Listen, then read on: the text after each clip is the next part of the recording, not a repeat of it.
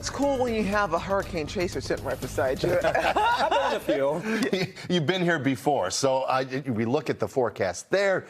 More hurricanes are coming, and then, of course, we had to deal with this nor'easter from yesterday that's lingering now today. Yeah, in part because of climate change, too. You get more warmer waters of the Gulf. You also across the Atlantic and the Caribbean as well. And all of that feeds into these storms, making them a lot stronger, potentially even more rainfall as well. If we look back over the course of history in the U.S., some of the costliest hurricanes in the lower 48 have happened in the past 10 years. Of course, Hurricane Maria back in 2017. Just last year, Hurricane Helene cost $79 billion in damages. Of course, Katrina topping the charts with nearly $200 billion of damage.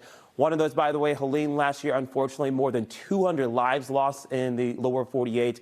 And that was a Category 4 storm as it made landfall in Florida's Big Bend, ripped up through Georgia and the Carolinas, too. Typically, hurricane season, as Raul and Latoya mentioned, starts June 1st. You can get hurricanes before then. The season typically ends at the end of November, and you can get tropical storms and hurricanes after that. The peak is typically late August to early September. So now is the time to prepare. I know I'm saying that when we've got some light and misty conditions out. That's due to our nor'easter, not a hurricane, but certainly brought in some strong winds. We've got cooler and drier air on the way tonight and into Saturday morning for the Memorial Day weekend to kick things off. Those gusty winds yesterday did number 50 to almost 60 miles an hour through Cape Cod and on the islands. Nantucket at 57 miles an hour. Even closer to town, Quincy had gusts near 40, and Boston Logan was at about 44 to 45 miles an hour. Didn't have too much damage because of the winds, but just enough. And it was the wind along with the water. Please remember that the grounds are soggy and saturated. That's why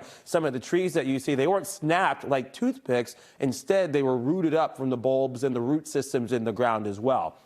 We still do have some lighter rainfall across Essex County and the North Shore. In fact, scan the QR code if you've got travel plans today, tomorrow, at any point throughout the Memorial Day holiday. You can download the NBC 10 Boston app, turn on the alert. Should we get any more strong winds, we'll alert you to that before they arrive. I think the good news is there's one more push of not wind. Instead, it's rainfall, though. That's at about 5 o'clock to 9 o'clock tonight. It is more widespread across much of eastern Mass and through Metro West and the Mass Pike. Again, later on today, so if you've got plans to travel earlier today, that's better than tonight. At about 1 o'clock tonight, we'll start to see clouds break apart, a few more lingering showers, but by and large, most of the strongest of the activity's done. 45 degrees right now in Boston with our winds turning from the north and west. That's a sure sign, another sure sign that the drier air is on the way. The other sign that I think that everybody would like to see is the sun. That's on the way for Sunday with highs at about 64 degrees. Next Monday and Tuesday, we're in the upper 60s to mid 70s. Oh, cannot wait.